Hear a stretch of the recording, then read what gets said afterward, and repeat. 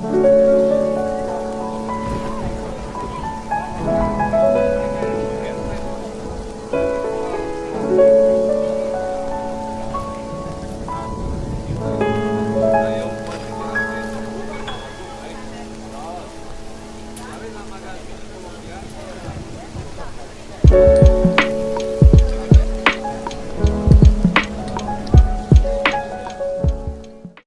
lighting is simply bad, so I do apologize for that. Welcome back, guys. It is me, Claire. If you are new, welcome, and if you are returning, welcome back. I'm starting my third reading vlog today, which I'm very excited about. I actually just finished filming one a few days ago, and I really enjoy filming them. Like, I feel like I had to get used to it a little bit at first, but it's just kind of enjoyable, and I really liked filming the last two, so I decided to film a third one. Plus, I'm reading some F. Scott Fitzgerald right now, and I always love talking about him as much as I can, so yeah, get ready for that. But yeah, I am just gonna talk some more about the books I'm reading. I got some book mail today, which I'm excited about, and I got book mail yesterday as well. So I have 3 new books, and there's only one more book that I'm waiting for in the mail, and it is Mexican Gothic, which I ordered in June, and it still hasn't come, but I think it shipped out like a few days ago, so I'm hoping it'll come soon because I want to read that for the Dark Academics book club for August. So yeah. Anyway, so I'll show all the book mail I got. Yesterday I got in the mail Morris by E.M. Forrester. I am so incredibly excited to read this. Carolyn from her channel, Carolyn Marie Reads, and Addie, I think she changed her channel name to Addie Bushnell, but it was Addie in her books. But anyways, those two, Buddy read this and they absolutely loved it, and I had been wanting to read it for a while, and them like gushing about it just made me really jump the gun and just buy it. So yeah, I'm so excited to read this. If you guys don't know what this is about, this is kind of a semi-autobiography of E.M. Forrester's experience of growing up as a gay man in England in the early 1900s. And it is following him.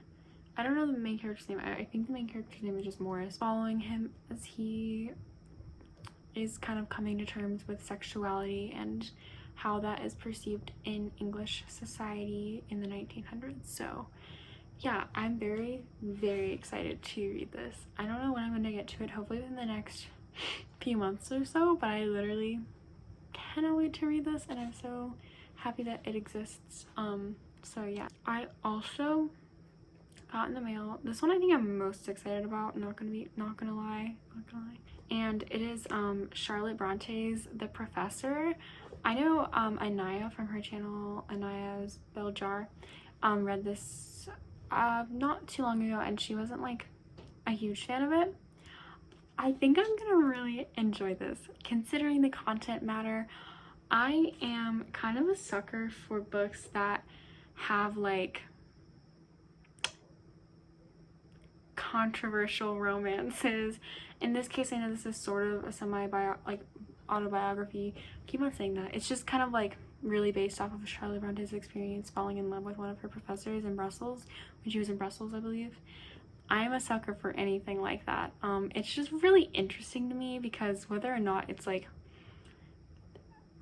relationship is inherently wrong, the whole like the drama of it is just so intriguing to me, and I am excited to see like what I think of this book, because I know Anaya said some of the writing was very immature, but I don't know how I'm gonna feel about it, and I will see. I actually really want to read this like as soon as possible, so yeah, I might actually get to this in this vlog, or I might like pick it up in this vlog. Who knows what's gonna happen, but I'm very excited. I ordered these 3 books from Thrift Books. I thought I was gonna get this in like the newer edition of Penguin classics, like the ones that are fully black. So I'm kind of sad this isn't in that, because I really like those ones. But you know, whatever, it's fine. So yeah, I have it in this other. It's like the smaller Penguin classics. And the last book I got, there's like a sticker on it and I can't get it off, which is bothering me, but the last book I got is A Movable Feast by Ernest Hemingway. And Carolyn from her channel, Carolyn Marie Reads, oh my gosh. I feel like I always have to say channel names whenever I mention people, but read this a while ago and she absolutely loved it. And I read The Sun Also Rises in July, I think, and I did not like it. That's all I'm gonna say. I just didn't like it at all.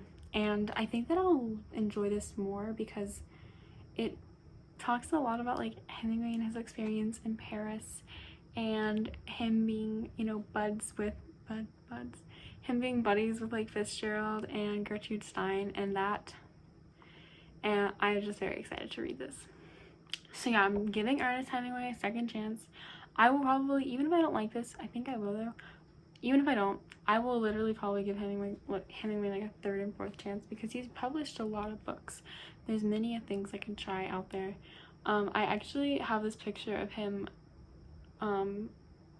that's framed of him with like one of his, the six-toed cats or whatever, or the five-toed, I don't know, I think they're six-toed cats, at his house in Key West. I have that like in my room because I think it's a really cute picture. So even if I don't like Hemingway's writing, I do like his cats and all the cats he has. But I think I like this because it just seems really beautiful. I'm supposed to be going to Paris in the spring. Please let me go because I was supposed to go in August and it just, obviously our trip got canceled. So please let me go to Paris in the spring. I really want to. I'm like praying to whatever God is up there. Please let me go. And if I do go to Paris in the spring, I want to read this then, even though it's like even though it's far away. I think it'd be nice to read while I'm in Paris, not gonna lie. Wouldn't that be nice? I think it would be. So I mean, this might be a book that's a long way away, but when I do read it, I'm gonna read it the right way. So yeah, those are all the books that came in the mail. All good things, all things I'm very excited for. Honestly, I was going to pick up The Professor after I finished Tender is the Night, but I actually need to read Test of the D'Urbervilles by Thomas Hardy for a book club that I'm joining. And it's their book, their classic pick for the month of August. I've been wanting to read Test of the D'Urbervilles, so I'm excited. So I might pick up The Professor sometime after that. I actually stopped making TBRs for like the months, or for my month, just because I feel like it puts a lot of pressure on me, and I always like get less excited about books on my TBR, like on like a monthly TBR. I'm just not very excited about it when it's on like a TBR. I kind of just like to pick out books spontaneously, and I wouldn't consider myself like a huge mood reader, but I kind of am a little bit. So I stopped doing TBRs, and that's like why I didn't post an August TBR video. I think I'm just gonna stop doing them all together, except for maybe like seasonal months like October and December, because I like those months, and I like the feel of those months and like the books you can read during those months. So yeah, but now on to like what I've been reading. It's kind of the same from my last vlog right now, but hopefully things are, I mean, I'll probably finish these books soon and I will pick up something, some other things. So I'm going to talk about Resurrection first, but I've been reading Resurrection by Leo Tolstoy, and I'm a little over halfway through.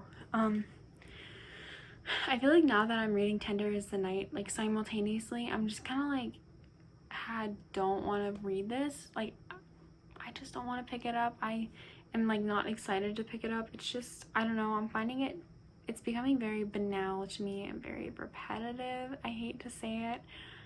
It's just very much a huge exploration and discussion of the criminal justice system in Russia in the late 1800s. And I was here for it for like the first 200 pages. Now I kind of want to go to sleep. I'm not gonna lie. I can't imagine like what 200 pages more of this, what is it gonna be? I don't know. I might just rip my eyeballs out.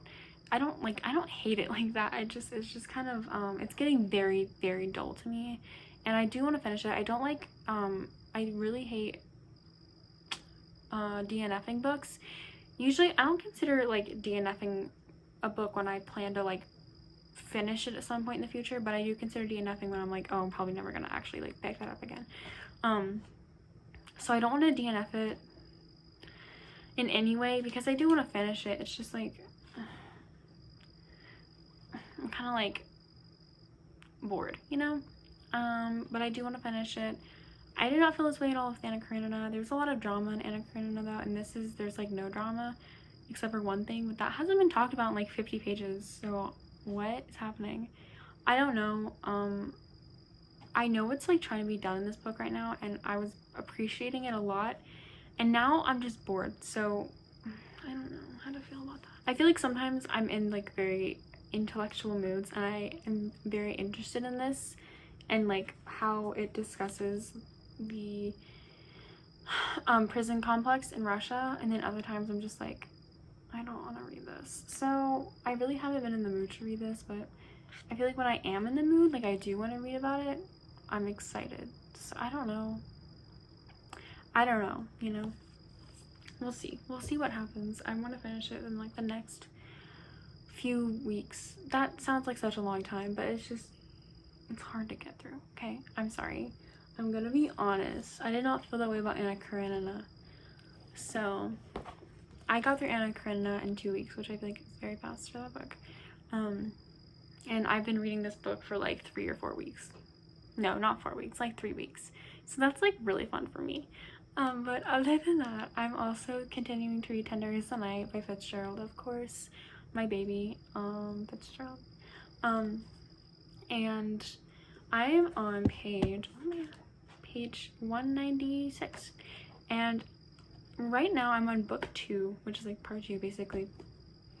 And a lot of part 1 or book 1 was following Rosemary and her kind of affair with Dick Diver, who is married and has kids, so that's fun for him. And then book 2 is really following, or it's exploring Dick and Nicole's backstory and how they fell in love and how they married and like what's going on, because as I suspected, this book very much involves Nicole, who is extremely mentally ill. And you know, obviously at the time treatments for mentally ill patients were mediocre. I mean, they were definitely improving because Dr. Freud has actually talked a lot about in this book, but they were definitely improving. But you know, it was nothing like how we have treatments modern day, and how having a mental illness is no longer viewed as someone incredibly dangerous, or you know, whatever. Yeah, so as I suspected, yeah, Nicole is not doing well. I know this was written when Fitzgerald and Zelda were having a lot of issues because Zelda was not doing well.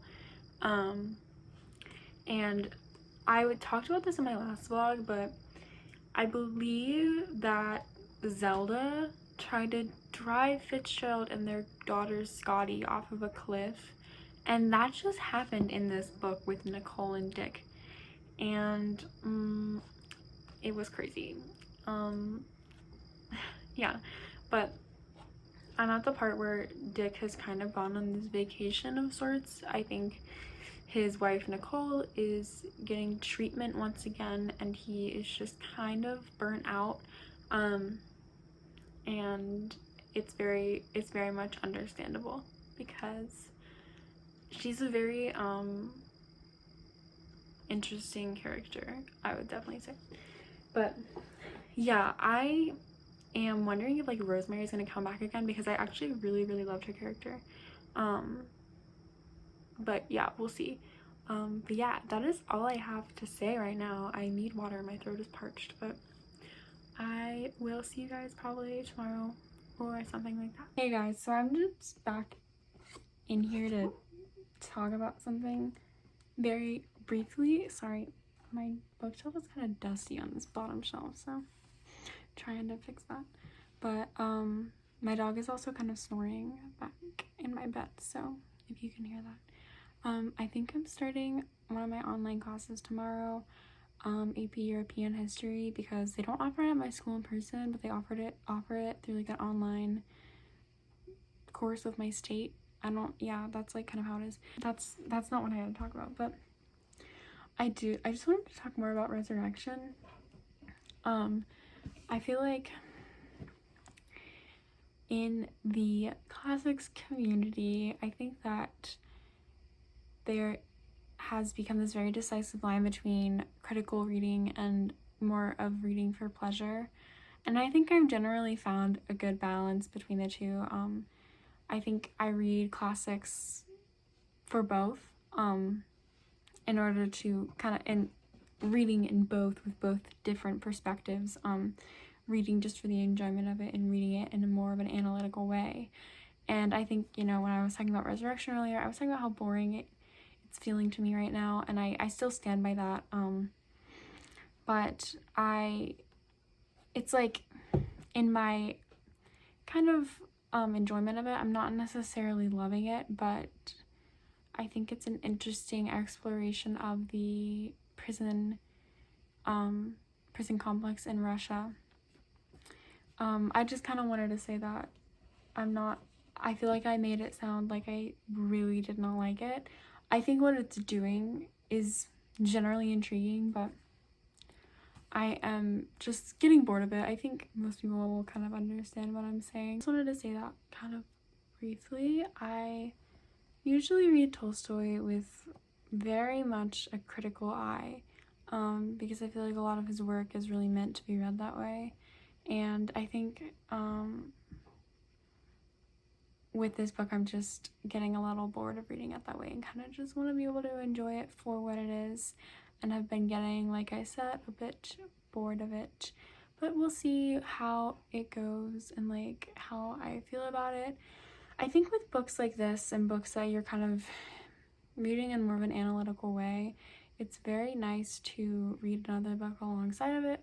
Like right now I'm reading Tender is the Night, which I think is definitely a book that is nice to analyze, but at the same time I'm enjoying it very, very much. Like I'm just enjoying it for what it is, if that makes sense. So yeah, I just wanted to talk about that. Like I feel like if you guys are trying to get into more dense classics or something, especially Tolstoy, that's like the person I think of or the author I think of when I think of really intimidating literature, and literature that is very detailed and dense and full of a variety of complex issues. That's who I think of. I really think of Tolstoy, and perhaps Dickens, but I'm trying to think who else. I'm looking at my books right now. I really think of Tolstoy and perhaps Dickens. But I think it's really nice if like you're trying to get into that, to read another book alongside of it that will perhaps lighten the mood and be more of a read of enjoyment, rather than simply a read that is much that is largely read with a critical eye. I don't know if you guys are, I don't know, but that's just what I think. I think, a lot of Tolstoy is very enjoyable and it can be read with both, like in a very easy way. Like Anna Karenina, I found I enjoy the story so very much, and then I was also read it with a critical, like with a mindset of, analyzing it and picking apart its complexities. And I did both, and I felt like I got a lot out of it. But I think some books just kind of exist and it's hard to get through them just out of enjoyment. I don't know, that's how I feel. But I think, I don't know, I don't think that books necessarily need to be read out of pleasure or need to be read because you really, really want to read them. I think that books can be very rewarding for the issues that they explore and and what they pick apart. So yeah, even if it is enjoyable or not. So yeah, I just wanted to make clear, I'm by no means saying that Resurrection is like a bad book. I'm just saying I am getting I'm kind of just getting a bit bored with it, but I will continue on, and hopefully my feelings for it that I had will revive, they will be revived. So yeah. Hi everybody. I don't know, but it is Sunday, and Carolyn and Kira just announced the 24-hour Rory Gilmore reading readathon, which is gonna be on August 29th, and like it's not gonna be in this vlog, like me doing that, but I definitely will vlog the readathon because I really want to do it. I'm looking at my Rory Gilmore reading challenge, which I have in my bullet journal, and I'm just like trying to figure out what are some short books I could probably read for the reading challenge, excuse me. And I am definitely thinking I could read Balzac and the Little Chinese Seamstress, because I actually have that on my shelf and it's pretty short. Perhaps Beloved by Toni Morrison. I have the Bell Jar. I don't know how long it is though. Let's see. Maybe if I get Death of a Salesman, I don't have it right now, but I think if I were to acquire it by then, I could perhaps read that. I could probably get Hamlet or one of the Shakespeare plays because, yeah, that's pretty easy to acquire. And I know this bookstore in my area has like a bunch of the Shakespeare plays. I could perhaps get Howl by Allen Ginsberg. I could read The Lottery by Shirley Jackson. I think that's a short story. I could read A Room with a View. Wait, is that on there? Yeah, because I actually kind of like put that down because I was reading it and then I was like, oh, I'm not sure if I'm gonna read this right now, but I could definitely do that. That's just what I'm thinking. I don't know if you guys participate in it, let me know. But I will definitely do like a little vlog for the readathon. I'm excited, and I'll, clarify what I'm actually reading when I actually do the vlog. But yeah, I also am thinking at the end of the year, I'm probably going to do a bullet journal flip through because my bullet journal is kind of a mess and it's my first year of actually bullet journaling, but I really enjoy doing it and it's very relaxing and fun. So yeah, I do have all these like Rory Gilmore books on here though, which is cool. So yeah, I don't know. That's just kind of random, but I'm probably going to do that. I don't know how many books I'll get through because I'm actually taking the SAT on August 29th, even though I don't really need to take it because I got a good score on the ACT, but I don't know how to cancel it, so it's fine. But I'll just, that'll take 4 hours out of my day, so. But we will see what happens. So yeah. I don't know, that's all I have to say. I'm working on Common App. I talked to one of my friends who read over my college essay and gave me a lot of advice and stuff, which was really nice. So yeah, I want to make it a goal to finish Resurrection in this reading vlog. I found an audiobook, like an audiobook version of it on YouTube, because like I don't have a subscription to Scribd or anything, because like is it Scribd, like Libby, I don't know, there's a bunch of them, because I don't really like audiobooks because I feel like, personally for me, I feel like it doesn't count as reading. That's only for like how I feel for me. I know a lot of other people use them, and a lot of other people, like, I think it's very personal to every reader and it's different for every reader, but personally I feel like if I just listen to an audiobook, I feel like I can't think of it as reading for some reason. So I don't really want to read it with an audiobook, but I think maybe I might like read along with the audiobook, which is fine. Like, I've never done that before. Well, I did it with A Midsummer Night's Dream. Well, I actually watched the play alongside of it, but I might do that just because I feel like it might help me get through it. I don't know. I don't know, but yeah, I hope I by no means mean that reading, like using audiobooks, doesn't count as reading. For me, I don't like to use them a lot. Or when I do use them, I want to read alongside of it because I like to read things with my eyeballs. But yeah, that's all I have to say, I think. So yeah.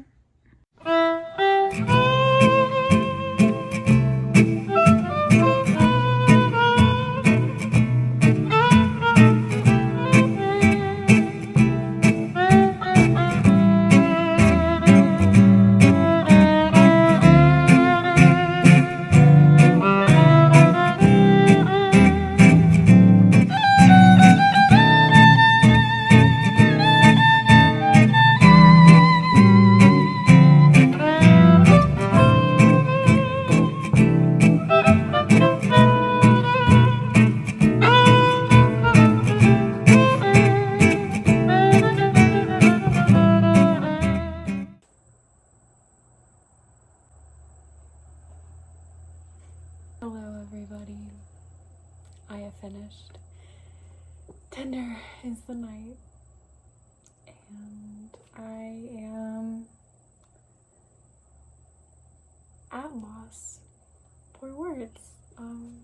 I think I finished it about 10 minutes ago, and I've found that I really like to come on here and ramble when I finish a book, because it actually helps me formulate my thoughts to make a cohesive book review, and also just like formulate my thoughts as they come to my mind. So yeah, if you guys don't know what this book is about, let me change this camera angle.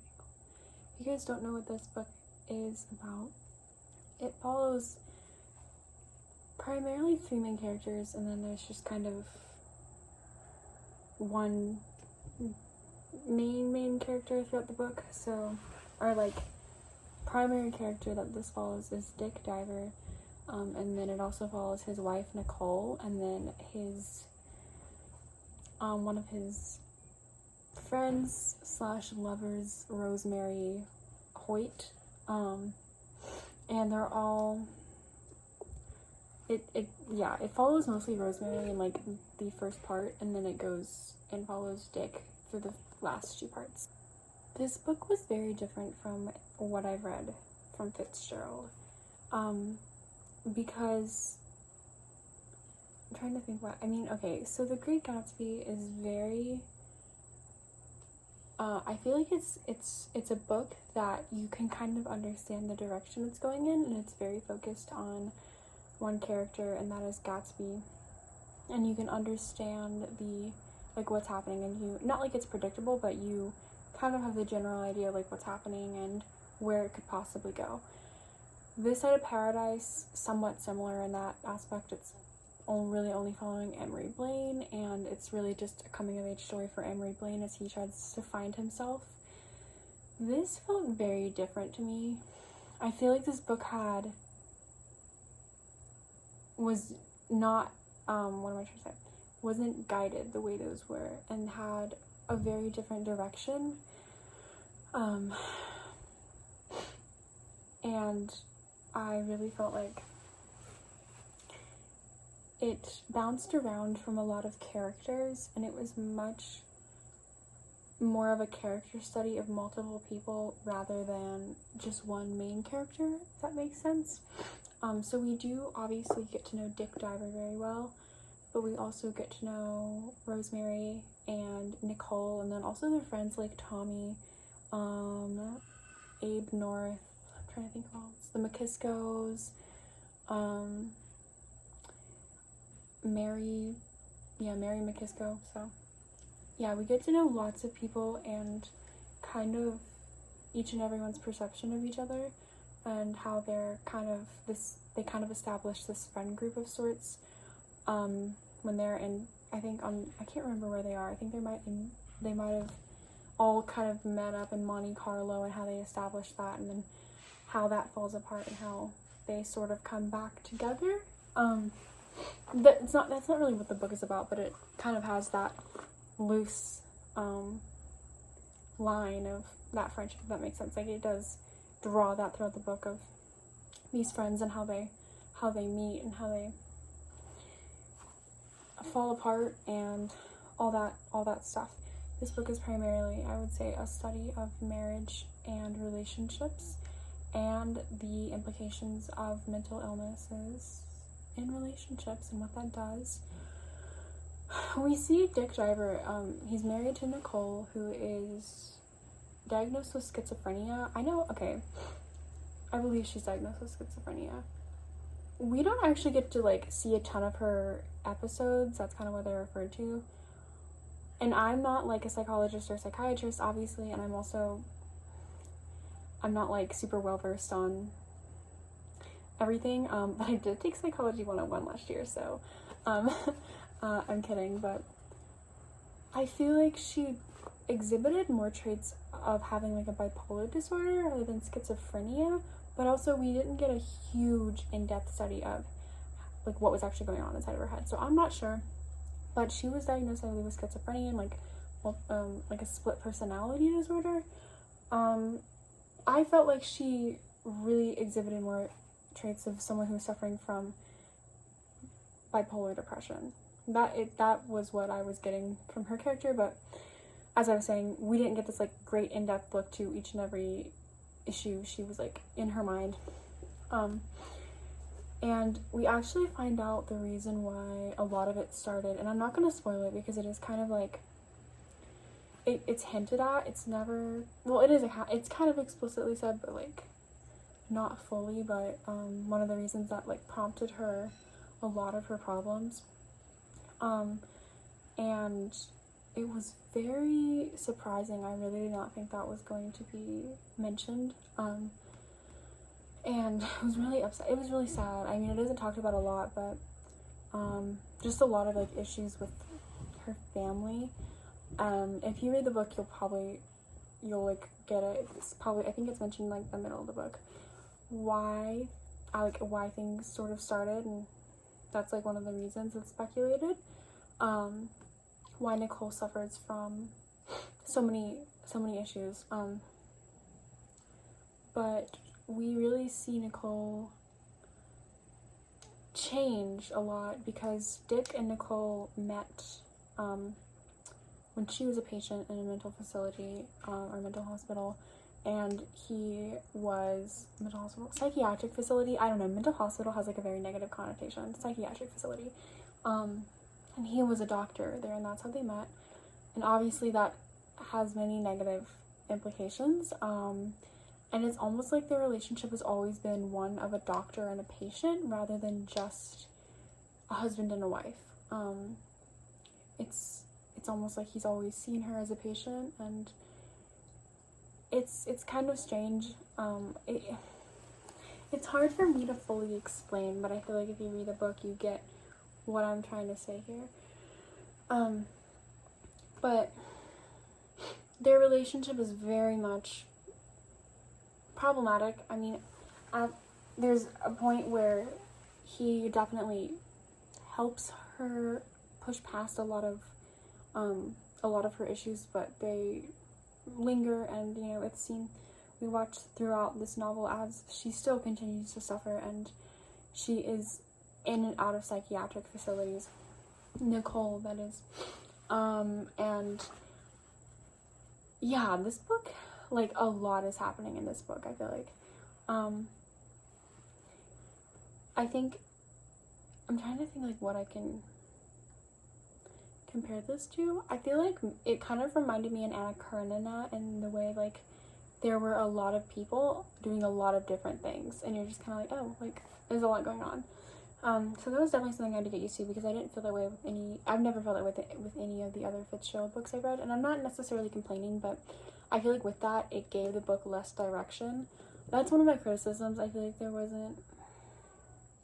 not much direction with this book. I don't know, I don't think I liked it as much as I loved This Side of Paradise and The Great Gatsby. I think I'm gonna give this 4 stars because I still very much enjoyed it. I still very much appreciated the story. I did tear up a bit several times reading this book. I didn't fully cry like I did when I've read some of his other stuff, but I did tear up. And there are many, many beautiful lines that I marked in this. Yeah, I think what also is very prevalent in this is we see Dick Diver as he kind of deteriorates, paralleling with his marriage, and then also just with his career and with his own mental health, I guess. Not mental health in a way like he's, you know, becoming depressed, I mean, but like more of he is kind of becoming an alcoholic. Yeah, the way Fitzgerald writes drunkenness, in every single book I've read of his that has characters drinking and, you know, getting super wasted, he writes it so well. And I mean so well in a way that's super confusing. And I mean that, like, it's really realistic. Like, these people, like, whenever characters get super wasted and are just like, what's happening? You, the reader reading it, are like, what's happening? It's like you're inside of their head, and it's like you're drunk with them. He writes that very well, I will say that. And he wrote that very well multiple times in this because Dick Driver is drinking like a lot more than he should be. A lot. And yeah, I think that some of the things in this book were very abrupt. Like, there wasn't much warning. I think one of the things I can think of is Dick Driver like opens this psychiatric facility in Switzerland with a colleague of his, and then like a few years later he's just like, I don't want to do this anymore, and he's like, it's been a long time coming, but there was like no, I don't know, some of it there was like no evidence for that, and it was just kind of like forced almost. But you know, I don't know, there were many things that I very much loved about this book, and I don't think it's a new favorite, which is kind of sad because I really wanted it to be a new favorite, but I don't think it is, but I do think it is a 4-star book. And I very much enjoyed it. I think that I wouldn't recommend to read this if you're just starting out with F. Scott Fitzgerald. I really would recommend to start out with The Great Gatsby because that's like his iconic novel, and it's also like one of the iconic American novels, and I would definitely recommend starting out with that because that's what I started out with, and that's what made me fall in love with his writing and his work. So I wouldn't recommend starting out with this because I feel like it won't give you really a great depiction of how he writes. I think from the works I read of him, I think this is one of his weaker novels, but I do still think it was very, very good and very compelling. Just compared to some of his other stuff, I don't think it was as good. But I am gonna give this 4 stars. I feel like Fitzgerald wrote about struggling with mental health and like being in a relationship, whether that's platonic or romantic, who is struggling with mental health issues. He wrote about it very well. Because as much as I feel like people hate to admit it, it can be very much, it can be very, very difficult to love someone who is, you know, dealing with such an issue. And I don't know, I think it took on the perspective of both Nicole and Dick and how they both perceived Nicole's health. I think it was very interesting the way that Dick, you know, kind of wanted to help her throughout this entire book, and then how that feeling started to deteriorate. Like, I don't know, I feel like this book is really hard to explain, but yeah. So yeah, I think that's all I have to say right now about this book. I might like come back on here and talk more about my more coherent thoughts in a bit. I do, actually, this is interesting, I didn't like talk about this, I don't think, but today was my first day of school, which, is weird. It was my first day of senior year. It was really weird because basically what my school is doing is we're going back for 2 weeks, sort of. So we got split into like A and B groups, and then A group is going Monday, Wednesday, and then the next week Monday, Wednesday, and then we're doing online for the next 4 weeks. So I went today, it's Monday. I actually don't have to go on Wednesday because I have an online class anyway, so yeah. It was just really weird because like no one was there, like there's not a lot of people there, and I really wanted to say hi to some of my teachers from last year, and like they weren't there either, which was weird. Or some of them were and some of them weren't. I think they got to choose, and like it was just kind of sad because I don't know. It's just really weird. Like I didn't really think we were gonna have to start out the year still doing this. I guess when summer began, I was like, oh, we'll go back to school and it'll be like pretty normal, but it's definitely not at all. And I understand why, but it's just strange. And it just felt weird to be there. But yeah, my AP European class started today, so I'm probably gonna work on that a little bit later. So yeah, technically all my classes start today except for one of my online classes because it's, yeah, whatever. But I don't know, that's just like my life update. I started school, so yeah. I think that's all I have to say. I finished 10 Days the Night. I think I'm gonna start Test of the D'Urbervilles. Test of the D'Urberville? Is it with an S? I'll have to look.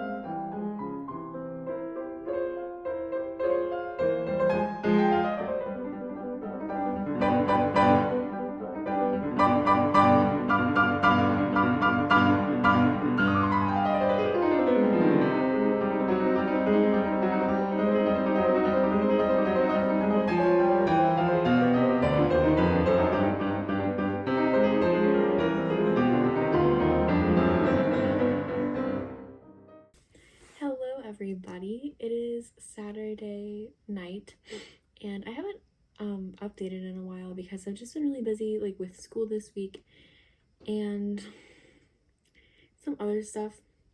I actually had I went to a horse show today with my barn because I haven't showed in a while, and things went actually surprisingly well. I did not expect to pin, and I pinned really well in all my classes. Which, well, no, people on here aren't horse people, so I can't say stuff that doesn't make sense. But I did well in my classes. Anyways, yeah, so that like was really nice. I don't know, it was just fun. I haven't showed in a while because I was off for a while, and then I was riding again, and then COVID happened, so we couldn't show because all the shows got canceled. But yeah, I showed today for the first time in a long time, and it was really fun. But yeah, I also went to this. I don't know why I'm talking about my horse stuff right now because I know it's not interesting, but like I'm really excited about this. I went to this tack shop, which is like I don't horse people don't know these terms.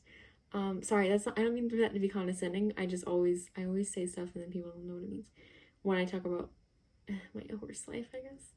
I went to this shop, like a tack shop that sells stuff basically all involving equestrianism, and I got these breeches, which are pants for horseback riding, and they're usually like super expensive, but I got them on sale, and oh my gosh, I'm legit so happy because they're literally usually crazy expensive. Yeah, other than that, in school and stuff, yeah, my first week of school went well. I did a lot of AP Euro work. I think next week is going to be the week that like our schoolwork actually picks up. I got some book mail today, which I'm really excited about. And I got Mexican Gothic by, who is this by? Silvia Moreno Garcia. And I'm really excited to read this. This is the September pick for the Dark Academics Book Club. And I'm so happy that they're moving it to September because I definitely wasn't going to be able to read it by the end of August. So yeah, and I'm really excited to read this, and I hope I like it. I think I will. So yeah, I'm excited. I don't think I actually like talked about this already. Did I? I don't know. But I started Tess of the D'Urbervilles by Thomas Hardy, and I'm about 120 pages in, and oh my gosh, this book is so effing good. Like, I don't want to cuss on here, but it's so freaking good. Like, oh my gosh, I'm literally blown away. I didn't know exactly what I would think about this because I'd never read any Thomas Hardy, and I hadn't heard like a ton about his writing. Like, the only reason I actually picked this book up was because it's I'm reading it for a book club, and then also Carolyn from our channel, Carolyn Marie Reads, had talked a lot about it, said very many good things, and I didn't really know exactly what I would think. All my legs, I'm like sitting weird. I don't know, my knees are up here, sorry. Writing in this it's like blowing me away. I don't know how to describe it. Like, okay, I'm gonna compare it to Fitzgerald. It's reminding me a lot of F. Scott Fitzgerald's writing in a way that it's very subtly beautiful. It's not, over the top, it's not superfluous, but it's incredibly compelling, and it has, like, even with mundane descriptions of, the countryside and whatnot, there's always this element of, philosophical beauty within it, and I am absolutely here for it. I feel like this could be a new favorite, which is so fun. I haven't read like a favorite in a few months, which I don't know, I just haven't, and I'm missing finding like my new favorites.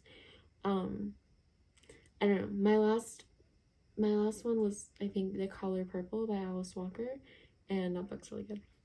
But I'm so happy I'm reading this. And if you guys don't know this one, I guess I should talk about it. This girl named Tess who lives in like a working class family in England in, I think, the 19th century. And her father is like convinced that they are descendants of this very prestigious family, the D'Urbervilles, like the D'Urberville family, and their last name is Derby Field, so like close. But he's convinced that they're descendants of these people, and but she goes to this manor, and the people living there have a last name D'Urberville.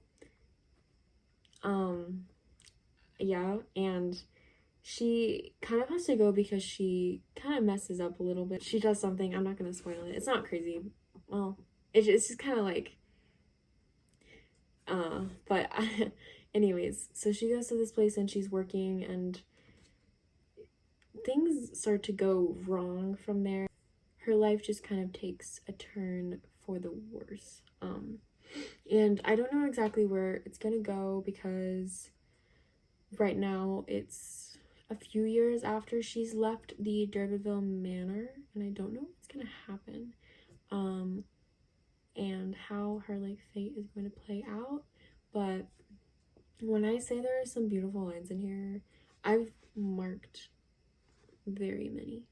I love like so many, and they're wonderful. The way Thomas Hardy writes is absolutely beautiful. I feel like I should read something. This is when Tessa's talking to her brother Abraham, I think. Yeah. The renewed subject, which seemed to have impregnated the whole family, filled Tess with impatience. "Never mind that now," she exclaimed. "Did you say the stars were worlds, Tess?" "Yes, all like ours? I don't know, but I think so. They sometimes seem to be like the apples of our stubborn tree, most of them splendid and sound, a few blighted. Which do we live on, a splendid one or a blighted one?" "A blighted one." And that doesn't even account for the just absolutely stunning, gorgeous, the wonderful descriptions of nature that Thomas Hardy implements into this book. So yeah, there's many very lovely things about this, and I'm excited to keep reading. I think I'm gonna close this vlog off after this clip, but I do want to come on here and I have like my reading bullet journal. I guess I have Goodreads too. I wanted to come on here and talk about maybe like some adjustments I might make with like some of my ratings, basically. So yeah, so I feel like at the beginning of the year I was still really establishing my rating scale, and I'm not going to change these on my Goodreads because I feel like it is a reflection of how I felt then and how I rated books then, but just for reference, like how I would rate those books now, like these are my thoughts. I don't know if that's like what people are, if that's interesting, but I thought I'd talk about it. So yeah, I feel like at the beginning of the year I was really still establishing like my rating system and how I thought about books and how I critically analyzed them. So I mean, yeah, I feel like this is what I would rate them now. Some of them aren't gonna change, but I'll talk about the ones that are going to change. The first one is The End of Oz. I forgot who wrote that. It's like the last book in a series. I gave it 5 stars. I don't think it's a new favorite. It wasn't a new favorite though, so I don't know why I gave it 5 stars. I should have just given it 4. So like I would have changed that to 4 because I only give new favorites. I only give 5 stars to new favorite books, like favorite books. 4.5 usually also entails like a new favorite, but maybe it's not quite up to the 5-star level. The next one, I guess The Crucible. I read it for school and I enjoyed it. I gave it 4 stars just because I was like, whatever. I think I would give it like 3 stars though. I want to like maybe reread it on my own and see more like what I think, because I read it for school, but like we also read it a lot in class. Like we were like reading it out as a play in class, which I think kind of detracted from my enjoyment because I just really like, I don't like people reading out loud to me. I can't focus. Like I don't know. I can never really focus on a story when that happens. The next book is Educated by Tara Westover. I gave this 4.5 stars. I probably would have given this 4 stars actually. Some parts of the book like irritated me for some reason. I know it's a true story, but there were some parts of the book that I feel like not with her family, because well, like the stories that she wrote about with her family were incredibly interesting, but just some things with her life, like after cutting ties with them, some parts of it kind of just like made me, I don't know, it rubbed me the wrong way. I don't really want to talk about it specifically because I feel like it's a very petty thing, but and the next book is Gone Girl by Gillian Flynn, or Gillian Gillian Flynn. Gillian.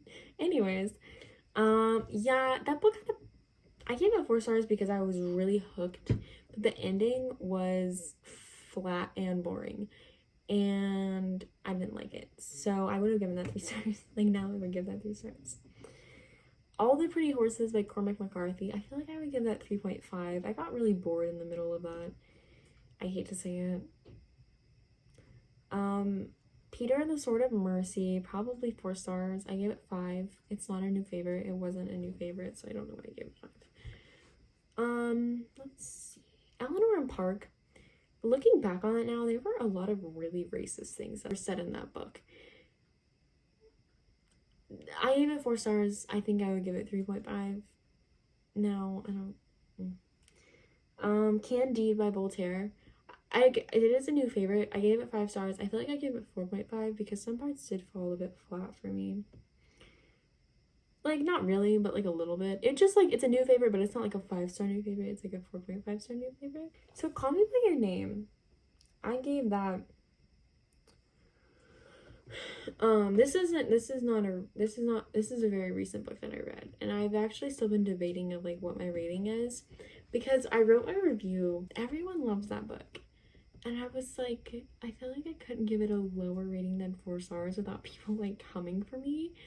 So I'm gonna be honest. I feel like that book was more of a 3 to 3.5 star for me. I might change that. I don't know. I just felt bad critiquing it because everybody loves it. And I know like that's what reading books is about, is to, you know, the various opinions that people have. But I don't know. I felt like people were gonna jump down my throat if I gave the book lower than 4 stars, which I never am worried about that, but for some reason with Call Me By Your Name I feel like it was more of a 3 to 3.5, because I had like issues with it, like, and I didn't talk about them in my review because again I didn't want people coming for me, but I talked about them in my other blog, my recent blog. I think, unless I edited it out. But I don't think I did. I think I included them. Some of my critiques include why am I laughing? I felt like the characters did not have a personality, which kind of annoyed me and lessened my enjoyment of the romance.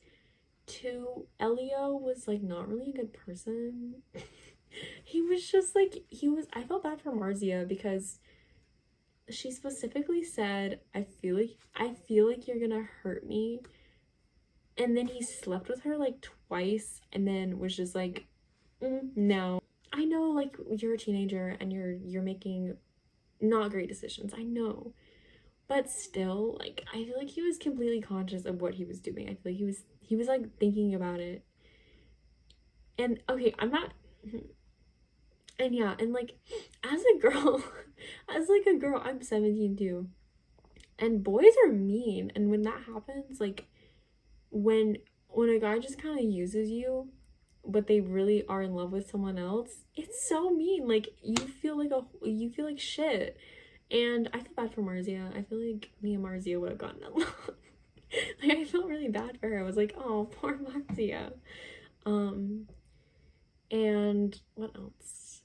Elio, I feel like he was completely oblivious to his privilege. He was kind of implied very often that he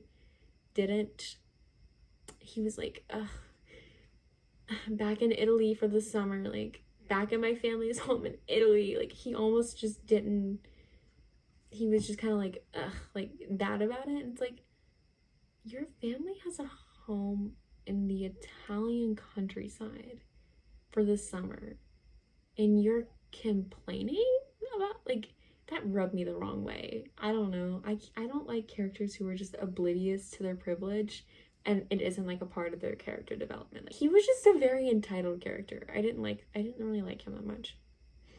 I know this is controversial. It's my opinion. So I don't know. But yeah, like I think that's all the things that I would actually change. In my ratings, how many books have I read this year? I don't know. But this is getting filled up because I had room for 50 books. And wait, okay, I guess I can count. 1, 2. I read 45 books? That doesn't sound right. I feel like I read 44. Okay, well, 45, so I'm gonna run out of room in 5 books. I don't know. My opinion on Call Me By Your Name might be controversial, but yeah, okay. But that's fine. Yeah, I'm kind of like I'm in that weird, sorry if I seem hyper, I'm in that weird thing where you're like really tired, but you're really kind of hyper because you're so tired. That's like me right now. I'm very tired. But yeah, I've only read 2 books this month, which is weird. I don't know how. I think because I spent so long trying to read Resurrection. Resurrection messed me up. But I'm hoping I'll like get through a lot during the Rory Gilmore reading challenge, which I'm so freaking excited about. I literally can't wait. Here's the thing about that. I have my SAT on August 29th, but I don't need to take it because I got a really good score on my ACT, which I didn't expect to get that good of a score. So I don't need to take the SAT anymore, but I don't know how to cancel it, and I think there's also a fee to cancel it. But I already paid College Board $58 to take the SAT, and they're not going to give me my money back if I cancel it. Instead, they're going to make me pay $10 to cancel it. That doesn't make a lick of sense to me. I could go on and on about how much I hate College Board, but yeah, I am going to wrap up this vlog. I hope you guys enjoyed this. I really like making these. I feel like in my videos, in my sit down videos, I have like I'm on a mission to make the video, and I'm like really only talking about this stuff and that. But I like this because I can kind of like show you guys other aspects of my life if that's interesting. I know like some of my favorite booktubers, I love watching reading vlogs of, booktubers I follow. I think that's all I have to say, and I will see you guys in my next video. So yeah.